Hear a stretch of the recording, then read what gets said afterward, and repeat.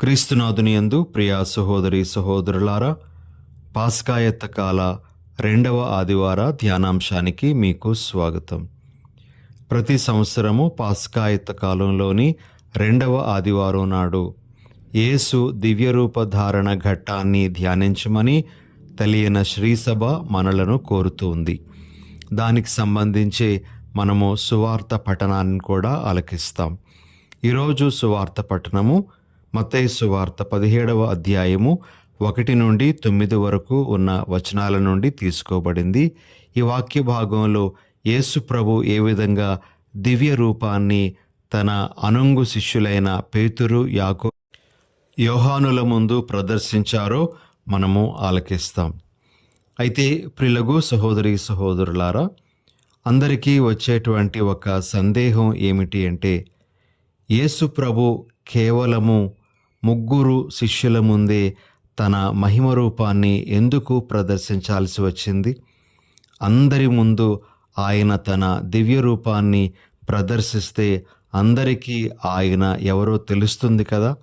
మరి ముఖ్యంగా పరిసయ్యులు, ధర్మశాస్త్ర బోధకులు, ప్రధానార్చకులు, ఇంకా రాజులు, వీరి ముందు ఆయన తన మహిమ రూపాన్ని ప్రదర్శించి ఉంటే వారందరూ ఆ ప్రభువుని నమ్మేవారే కదా. ఆయనకు శిలువ శ్రమలు, మరణము తప్పేదే కదా.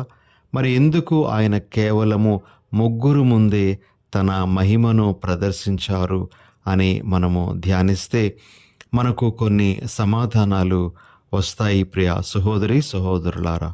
అందులో మొదటి సమాధానం ఏమిటి అంటే, యేసు ప్రభు ఈ లోకానికి వచ్చింది తనను తాను పరిచయం చేసుకోవడానికి కాదు, తాను ఎవరో లోకానికి తెలియజేయడం కోసం మాత్రమే కాదు. ఆయన ఈ లోకానికి వచ్చింది మనుష్యులను రక్షించడం కోసం. ఆ రక్షణ అనేటువంటిది తాను అనుభవించబోయేటువంటి శ్రమలు, మరణము, పునరుత్థానముల ద్వారా మాత్రమే సాధ్యమవుతూ ఉంది. కాబట్టి ఆయన అందరి ముందు తన మహిమ రూపాన్ని ప్రదర్శించలేదు. ఎందుకు అంటే, తన మహిమ రూపం అనేటువంటిది తన యొక్క శ్రమలు, మరణ, పునరుత్థానాల ద్వారానే ఇతరులు అర్థం చేసుకోగలగాలి అనేటువంటి ఉద్దేశంతో ప్రభువు కేవలము 3 ముందే ఆయన తన దివ్య రూపాన్ని ప్రదర్శించారు. 2వ సమాధానం ప్రియ సహోదరి సహోదరులారా, యేసు ప్రభు తన దివ్య రూపాన్ని కేవలము తన 3 శిష్యుల ముందే ఎందుకు ప్రదర్శించారు అంటే, ఆయన మనందరికీ ఈనాడు తెలియజేస్తున్న విషయం ఏమిటి అంటే, ఒక మానవుడు ఇంకొక మానవుడిని రక్షించలేడు. మానవులను రక్షించడం అనేటువంటిది తోటి మానవులకు సాధ్యపడేటువంటిది కాదు. అది కేవలము దేవుడు మాత్రమే చేయగలడు. రక్షణ దేవుడు వసగేటువంటి కృపావరం. ఈరోజు మనము 2వ పట్టణంలో పౌలు గారు తిమోతికు రాసినటువంటి 2వ లేఖ 1వ అధ్యాయము 8 నుండి 10 వరకు ఆలకించే వచనాలలో ఈ విషయం మనకు ఇంకా స్పష్టంగా బోధపడుతూ ఉంది. ఈ కారణం బట్టి యేసు ప్రభు తన 3 శిష్యులకు మాత్రమే తన మహిమను ప్రదర్శించి తాను దైవ కుమారుడనని, దైవ కార్యాన్ని నెరవేర్చటానికి ఆయన ఈ లోకానికి వచ్చారని, మరి ఆ దైవ కార్యం అనేటువంటిది తన శ్రమల, మరణ, పునరుత్థానాల ద్వారా నెరవేరుతుంది అని వారికి తెలియపరచటం కోసం వారి ముందు తన మహిమ రూపాన్ని ప్రదర్శించారు.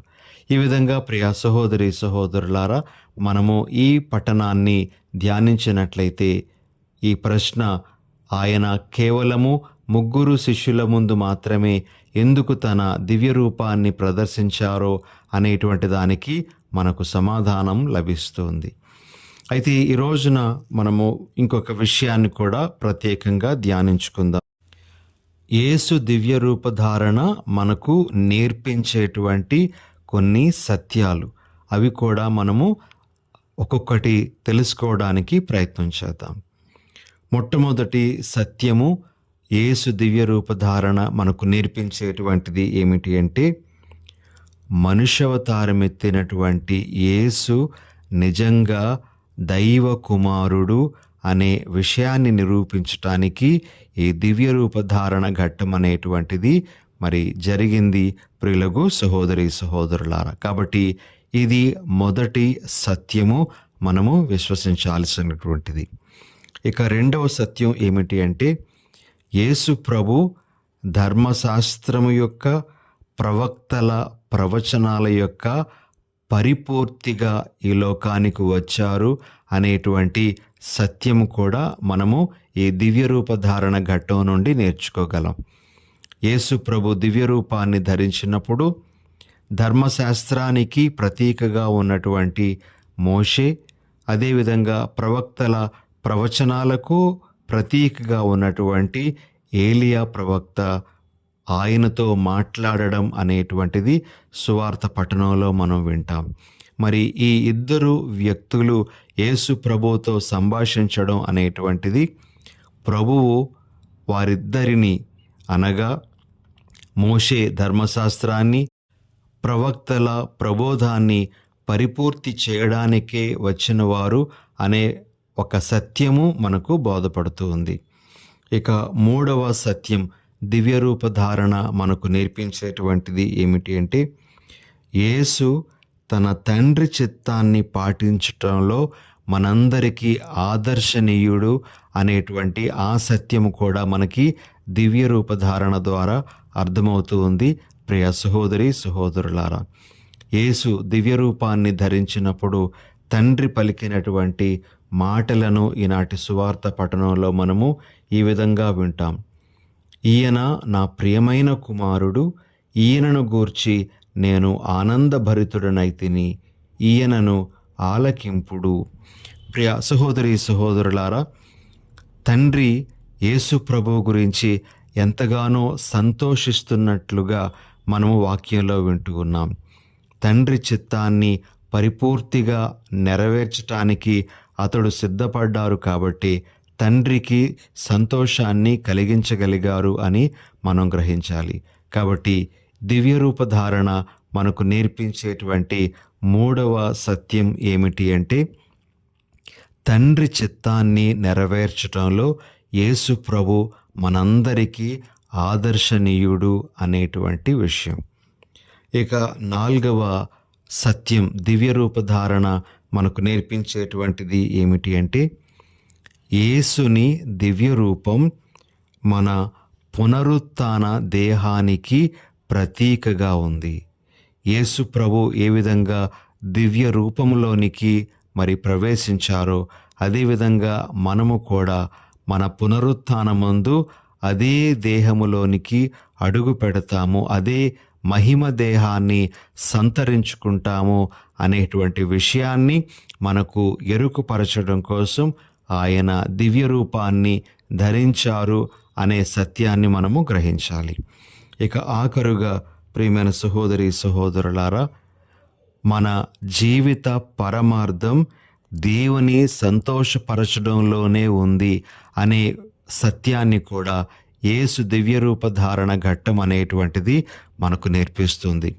యేసు ప్రభు ఏ విధంగా తన యొక్క జీవితాన్ని తండ్రిని సంతోషపరచడంలోనే వినియోగించారో, అలానే మనము కూడా తండ్రి దేవుని సంతోషపరచడంలోనే మన జీవిత పరమార్థాన్ని, గమ్యాన్ని గ్రహించగలము అనేటువంటి విషయాన్ని ఈ యేసు దివ్య రూపధారణ ఘట్టం మనకు నేర్పిస్తుంది.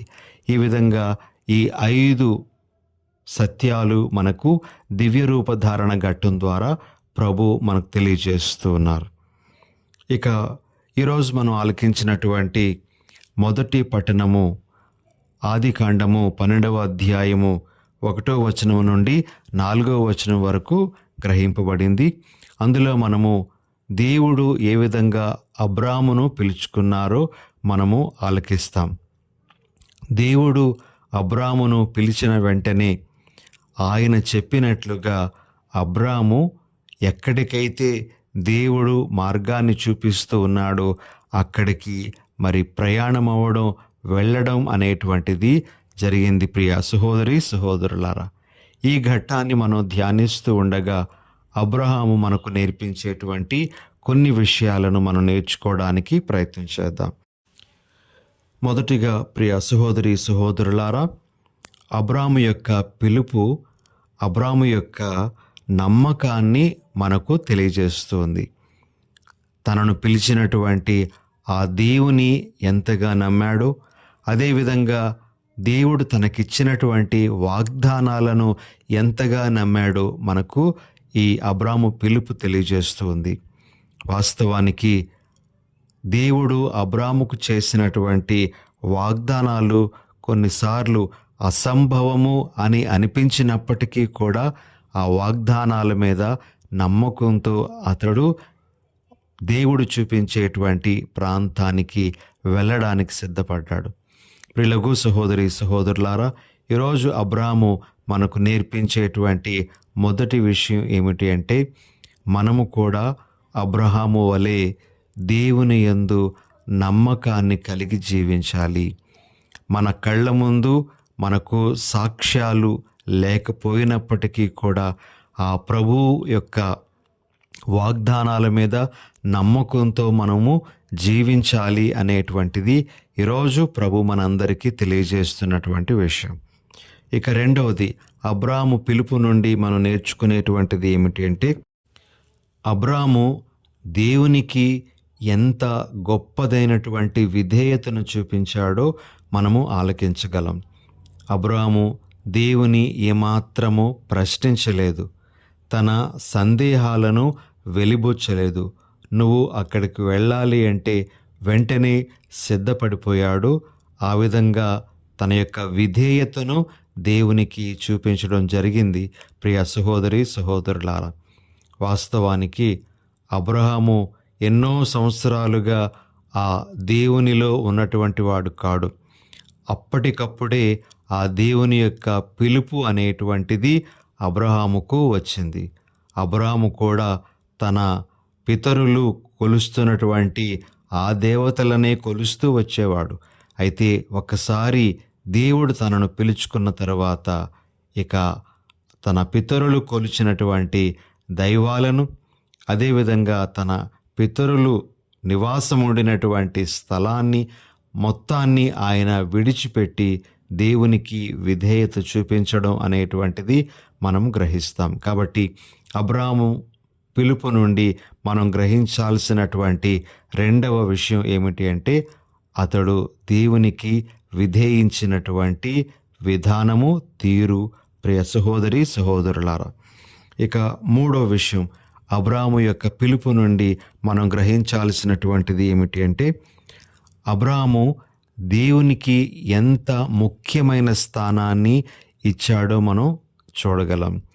అబ్రాము తాను పుట్టి పెరిగినటువంటి ఊరికి కాదు, తన తల్లిదండ్రులకు కాదు, తన బంధుమిత్రాదులకు కాదు, ఇలా ఏ వ్యక్తికి కూడా ఆయన ప్రాముఖ్యతనివ్వకుండా దేవునికి మొదటి స్థానాన్ని ఇచ్చాడు.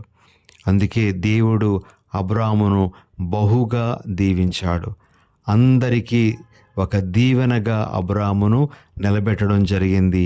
ప్రియ సహోదరి సహోదరులారా, మన జీవితంలో ఎవరికి ముఖ్య స్థానం ఇస్తున్నామనేటువంటిది మనం ప్రశ్నించుకోవాలి. దేవునికి మాత్రమే మనము ముఖ్యమైనటువంటి స్థానాన్ని ఇవ్వగలగాలి. ఇది అబ్రాము మనకు నేర్పించేటువంటి విషయం. ఇక ఆఖరుగా ప్రియమైనటువంటి సహోదరి సహోదరులారా, అబ్రాహాముకు దేవుడు చేసినటువంటి వాగ్దానాలు అన్నీ నెరవేరాయి. కొన్ని వాగ్దానాలు అబ్రాహాము జీవిస్తూ ఉండగా నెరవేరగా, మరికొన్ని వాగ్దానాలు ఆయన మరణించిన ఎన్నో సంవత్సరాలకు నెరవేరాయి. అయితే అబ్రాహాముకు దేవుడు తాను చేసినటువంటి వాగ్దానాలు నెరవేర్చుకుంటాడు అనేటువంటి ప్రగాఢమైనటువంటి నమ్మిక, నిరీక్షణ ఉండింది. మరి ఇలాంటి నిరీక్షణకే దేవుడు మనలను పిలుస్తూ ఉన్నాడు. ఆయన చెప్పినట్లుగా మన జీవితంలో చేస్తాడు అనేటువంటి ఆ నిరీక్షణ మనకు ఉండాలి. ప్రియులకు సహోదరి సహోదరులారా, ఈరోజు అబ్రాహాము పిలుపును మనం ధ్యానిస్తూ ఉండగా దేవుని వాగ్దానాల మీద గొప్ప నిరీక్షణను మనము కలిగి ఉండి ఆ వాగ్దానాల ఫలాలను మన జీవితంలో ఎదురు చూడడానికి సంసిద్ధులుగా ఉండడానికి ప్రయాసపడాలి. అటువంటి జీవితాన్ని మనందరికీ అనుగ్రహించమని ఈనాటి దివ్యారాధనలో ప్రభువుని వేడుకుందాం. చిన్న ప్రార్థన చేసుకుందాం. దయగల సర్వేశ్వర, ప్రేమగల మా తండ్రి, మీ పరిశుద్ధ నామానికి స్తోత్రాలు. యేసు దివ్య రూపధారణ ఘట్టాన్ని మేము ధ్యానిస్తూ ఉండగా ఆయన దైవత్వాన్ని, ఆయన మనుష్య స్వభావాన్ని మేము అర్థం చేసుకొని ఆయన ఈ రెండింటిని సంపూర్ణముగా కలిగి ఉన్నటువంటి వారు అనే విషయాన్ని విశ్వసించే వరము మాకు దయచేయండి. అదేవిధముగా ప్రభువా, యేసు దివ్య రూపం మా పునరుత్థాన దేహానికి ప్రతీకగా ఉంది అనే విషయాన్ని కూడా మేము గుర్తిస్తూ మేము మా పునరుత్థానము మీద నిరీక్షణ కలిగి జీవించే భాగ్యాన్ని దయచేయండి. ప్రభువా, అబ్రాహామును ఈరోజు మీరు మా ముందు ఒక ఆదర్శంగా నిలబెడుతూ ఉన్నారు. అబ్రాహాము యొక్క విధేయతను, అబ్రాహాము ఏ విధంగా తన నమ్మకాన్ని మీ మీద పెట్టుకున్నాడో, నిరీక్షణతో జీవించాడో మేము ఆలకించి ఉన్నాం. ప్రభువా, మరి అదే జీవితాన్ని మా అందరికీ అనుగ్రహించమని, మీ వాగ్దానాల మీద నిరీక్షణతో జీవించే వరాన్ని మాకు అనుగ్రహించమని మా ప్రభువైన యేసు నామమున అడిగి వేడుచున్నాం తండ్రి. ఆమెన్.